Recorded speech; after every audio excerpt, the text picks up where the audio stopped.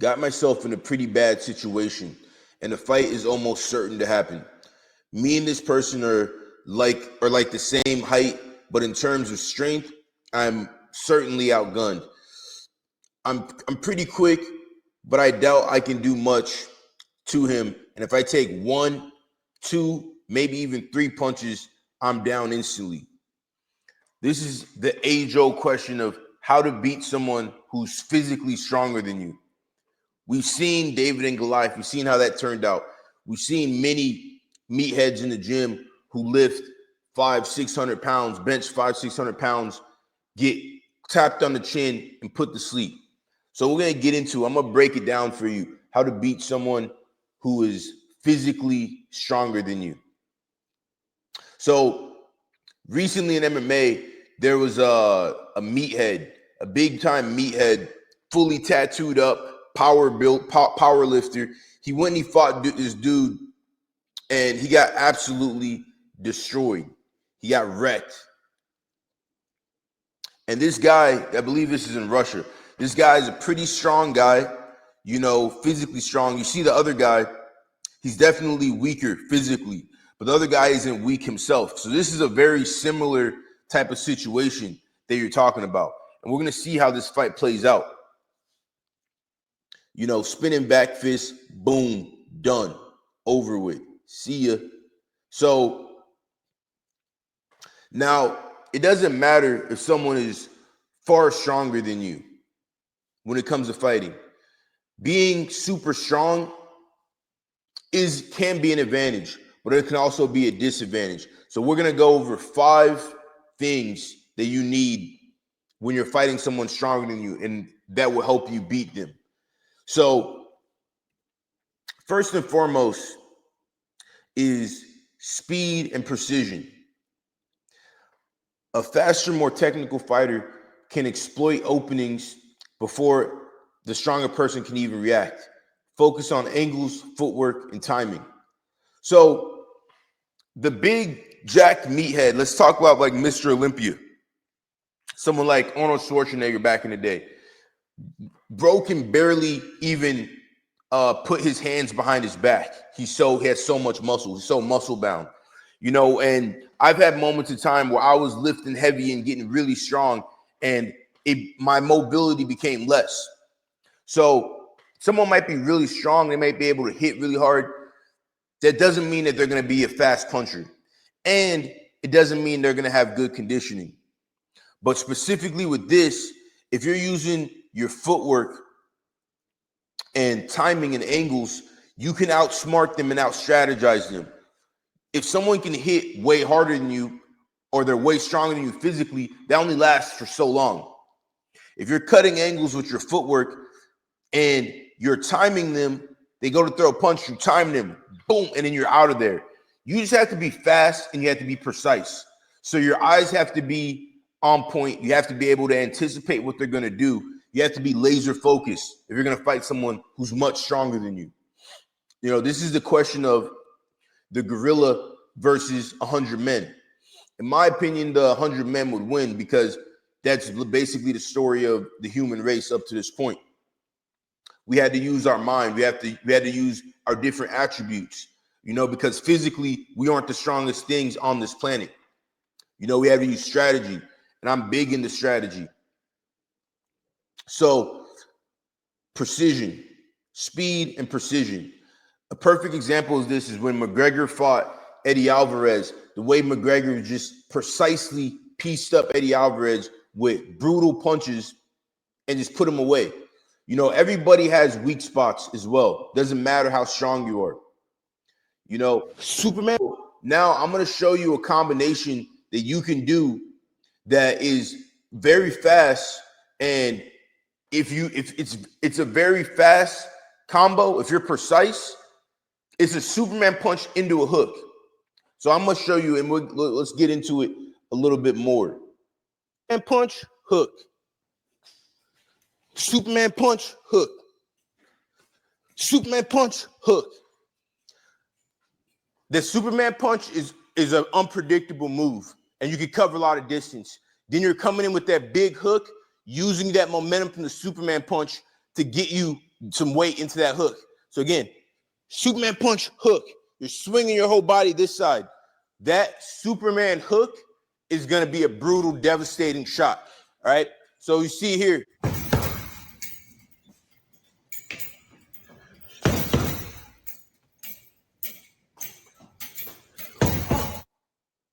The precision from the hook, from the Superman punch, boom. And you have to be fast right afterwards. The speed from the hook right after the Superman punch it doesn't matter how strong someone is. If you're able to land that back to back, boom, bop, and land it on their chin, it's going to do big damage, and then right afterwards, you're getting out of there. So a good option is to have a combination that is chaotic and unpredictable. If you're fast, precise, and unpredictable, you're going to beat someone who's physically stronger than you. Because if they're physically stronger than you, but they're not able to get their hands on you, or they're not fast enough to actually hit you, then what's the point of being so much physically stronger? Superman punch, hook. It doesn't have an effect. So next, wearing them down. Cardio is the most brutal weapon you can have in war, in fighting. Endurance. So wear them down. Strong opponents often gas out faster. Use movement, leg kicks, clinch work, and body shots to drain their stamina. Body shots are highly underrated. We look at someone like Ilia Topuria, right? Ilia Topuria is a master of body shots, and he's gotten many knockouts in his fights via body shots, or he set up and really broke his opponents down with the body shots. So us as humans, we are endurance animals. We would run. There's still people till this day who are alive who chase and can outrun lions, or they chase them to the point where their hearts give out, the lion's heart give out, and then they kill him, or cheetah's hearts give out and then they're able to kill him. That's how we have developed as humans. We would hunt animals for long distance endurance and just wear them out. That's what we're made to do. So when you're fighting someone who's so much stronger physically, they will gas out faster because all that dense muscle takes up a lot of energy. And all that explosiveness, that fast twitch muscle takes a lot of energy. Perfect example of this is someone like Vitor Belfort. Whenever he would fight in the UFC, he was never a guy who could last long cardio-wise. But he would be held for a minute or 2 minutes. But when he fought John Jones, he almost finished John Jones with an armbar with an explosive movement. John Jones beat down Vitor with brutal body shots and cardio and just outworking him, leg kicks, clinch work, hitting him, just never allowing him to breathe. When you have a lot of muscle, it takes a lot of energy. It takes a lot of blood. It takes a lot of oxygen. So if you don't get finished quick and you're using that footwork and you're gassing them out at the same time, hitting them with little shots, giving them a lot to think about, that's one way where you're going to take away the bigger man's attributes, and everybody has weak spots on their body. Doesn't matter who you are. Doesn't matter if you're Brock Lesnar. Doesn't matter who you are. Everybody has weak spots on their body. So that brings us to number 3, target weaknesses. Strength usually comes with stiffness or overcommitment. Capitalize on poor balance, slow recovery, and predictability. So with all that muscle, all that strength, they're going to be slower. And that's where you've seen in the first clip earlier in the video with the meathead who was all tatted up and super strong. He's super strong, but he was predictable because he's telegraphing all of his shots because he has so much muscle. So guy was able to intersect it and hit him with a spinning back fist and knock him out. And the other guy's strength never even came into play at all. So as the weaker person, if you're able to be more flexible, more fast, and just being able to be one step above them and create a aura of unpredictability as to where for them on the opposite end, they're very strong, but they're going to be more predictable. Usually, unless you're fighting a skilled martial artist, the guy's just going to come out and throw a big hook, big meathead, big hook, block the hook, dodge the hook, attack right away, capitalize, especially if they have muscle imbalances and they're falling over and stuff like this. You can really, really wreck someone who's way stronger than you, you know? And one of the best ways you can go about doing this is the flying knee. The flying knee is such a great move because it's explosive.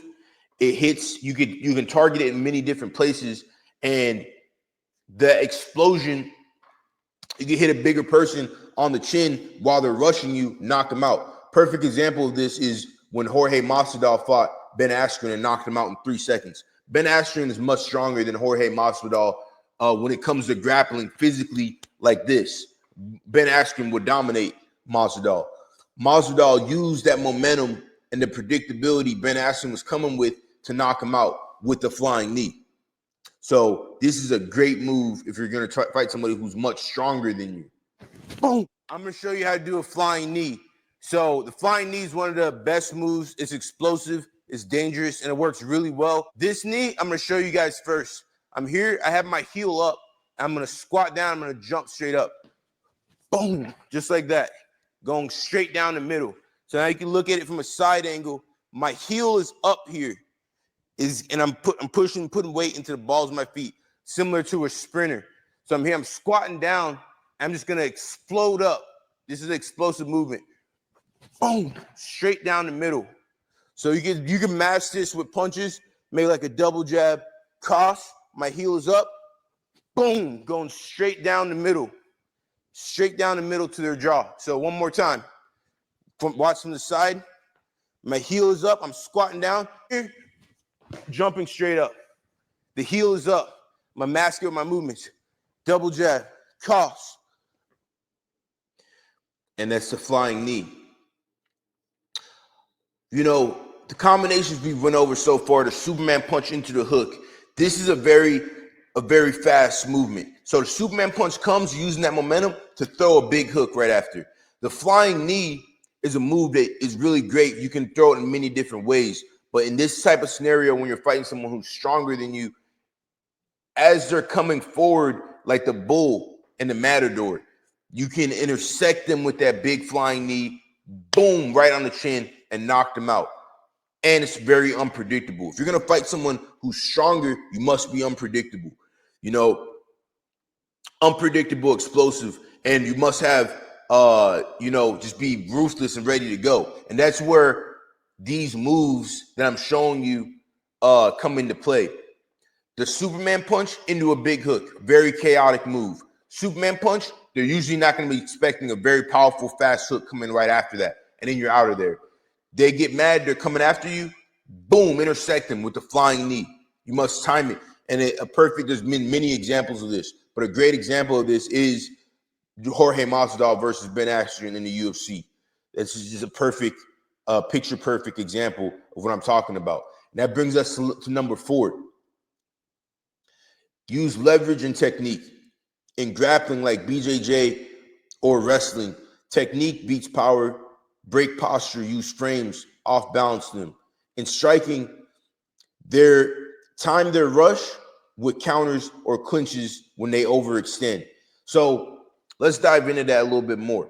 So when it comes to grappling, if you've never wrestled before, if you've never done jiu-jitsu before, even in the clinch, there's weak points on everybody's body.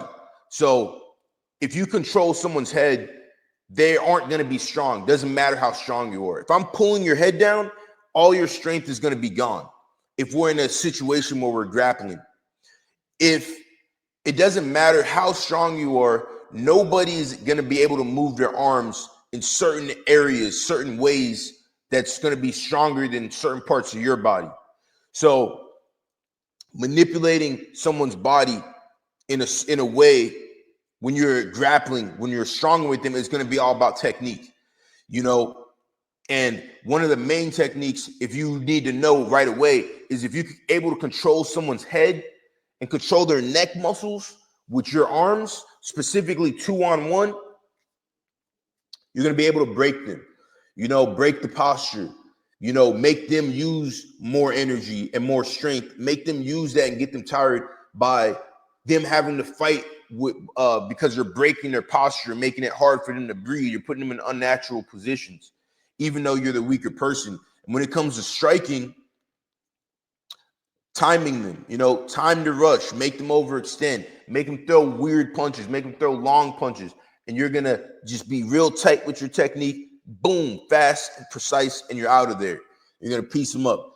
You know, beating a stronger man is a very common thing. Many people have done it, and it's been done. It's been seen so many times in MMA fights. It's been seen so many times in wrestling. In jiu-jitsu, it happens all the time. In jiu-jitsu, we do the absolute division. A lot of times, smaller guys win that division. And that's basically just when you have all the weight classes champions compete with each other. And a lot of times you have a guy who's a super heavyweight, let's say someone who's 300 pounds, being beat by someone who is 120 pounds, 130 pounds, 140 pounds, because of these strategies and these tactics. So leverage is major. You know, leverage, if you put someone's arm in a certain way, you could break their arm regardless of how big they are, how strong they are. So this is something that I'm really a big believer in. And going into number 5, mental warfare. You know, mental warfare is key. Stay composed, confident, and calm under pressure. Can make a powerful opponent second guess themselves. Feints and fakes can bait their reactions and create windows. And this is one of the things, one of the first things, and one of the biggest things that Miyamoto Musashi talked about in his book, The Book of Five Rings. A book that's basically about combat, you know, and just how to beat people and stuff like this. And Miyamoto Musashi was a guy who had 30 death matches back in the day, samurai fights, and he was like the best samurai. So a big part of when someone is like physically stronger, they believe that they're going to actually win. So they have more confidence. And when you're confident, you're going to throw without second guessing, you know? And basically, you just have to realize and see that them being physically stronger isn't necessarily an advantage. In many ways, it can be a disadvantage, because if they're less flexible and they're stiff, they're going to be way behind the ball, you know? So having a plan of attack, having a way to go after them will make you more confident, which will make you better in the scenario and make it easier for you to win and to dominate the person you're fighting, even regardless if they're stronger than you. So feints is something that every person who's a martial artist must have.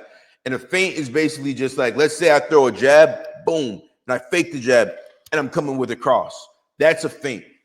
Or I get you used to seeing certain things, and I'm coming with something else. So like I could go like this, just like give you different looks, and I throw an uppercut. Boom, now I'm starting to fake this uppercut, and I come with a hook. You know, I throw that Superman punch that we talked about earlier, and now every time I'm lifting my leg, you think the Superman's punch is coming, but instead of throwing a Superman punch, I throw a kick. That has nothing to do with how strong you are or how big you are or anything like that. That's just all tactics and technique and mental warfare. You know, if you can play with someone's mind when it comes to combat, you can beat someone way stronger than you. You know, there's been many fighters who are like fat and sloppy, and you see them and you see the jack guy, and the fat sloppy dude just knocks him out. Perfect example of this is Kimbo Slice versus Seth Petrozelli. Kimbo Slice got knocked out by Seth Petrozelli. You know, and because of Seth Petrozelli did some different feints, you know, used his speed advantage, used the precision advantage, and knocked him out. Rest in peace, Kimbo Slice. But the chin, everybody's chin can take about, 10 to 20 pounds of force. And if you're just able to generate that force and just land clean on the weak spots on someone's body, the temple, the chin, behind the ear, the liver. You know what I'm saying? In a street fight, the balls, stuff like this. This is how you're going to get them. But in order to get those targets, you can set them up and checkmate them with these feints. Get them to overreact. And that's where your openings are. If I get someone to throw a big, crazy hook and they miss, and now their chin is open, boom, knockout. I get them to throw a big hook right there. Boom. That's where the anticipation and the timing comes into play when you're trying to fight someone bigger or someone stronger, not even bigger per se. Someone just stronger, physically stronger than you. Footwork and feints are the two most important things in fighting, but they're commonly neglected. Miyamoto Musashi said, if you're able to make your opponent flinch, then you've already won. So that's where the feints come into play. When you're feigning, and you see what the opponent's going to do, it makes you able to kind of predict the future, and you're able to see what their intentions are. The footwork is going to get you in position to be able to strike and to be able to defend and get away. It's not just about getting in there and going toe-to-toe. Your footwork is going to keep you safe and keep you in a distance to be able to strike and not get struck. All the best fighters have incredible footwork. Alex Pereira is a perfect example right now of this. His footwork is immaculate. It's very, very subtle, but that's the reason he gets his knockouts.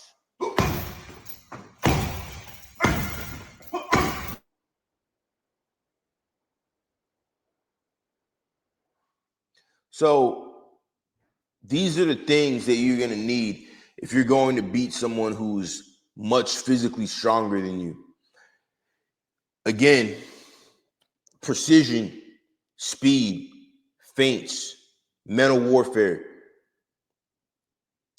You know, these are the things that you're going to need. Being able to be in just great shape physically. And if you're not in great shape physically to wear them down, then you just need to be able to manage your energy to basically just to make them work. But if someone's physically stronger than you, especially if they're a meathead, big, strong dude, you're going to be able to get them tired, you know. And the number one thing out of everything truly is the footwork. And this is the thing that is super neglected for everybody. Like, people don't think like, hey, when it comes to fighting, like, it's not about throwing the punches. It's not about throwing the kicks. It's about being able to get to the target and get away from the target. You know, because most people, when they get into martial arts, you get into it because you want to know how to defend yourself. And you want to know how to defend yourself against that big jack dude with the steroid neck who, you know, is gonna be able to beat up most people. You know what I'm saying? So you need to be able to get to the target and get out. You need to be able to hit the points of the body that are weak and get away. You need to be able to evade shots. You need to be able to evade and hit the target in that split moment. Someone throws a big hook, boom, they miss, boom. That's the easiest way to do it. Just being mindful and watching them, and in a way where you can watch somebody and still be a dangerous threat. You can watch somebody and be giving them different looks, but I'm watching you, and my hands are up, but I'm watching you. My hands are up. I'm watching you. Boom, watching you. Boom, boom. This is how you're going to beat someone bigger than you or stronger than you per se. And when it comes to someone stronger than you getting their hands on you, you're going to have to break their posture down and really make it hard for them to breathe. You can do stuff like cover their mouth, make it hard for them to breathe, and make them really use their energy. That's how you're going to beat someone way stronger than you. And ultimately, having the confidence, getting all this stuff in will give you the confidence that you need to go against someone who's stronger than you, you know, and being able to stay focused in the time when you guys are throwing hands. Learn to fight.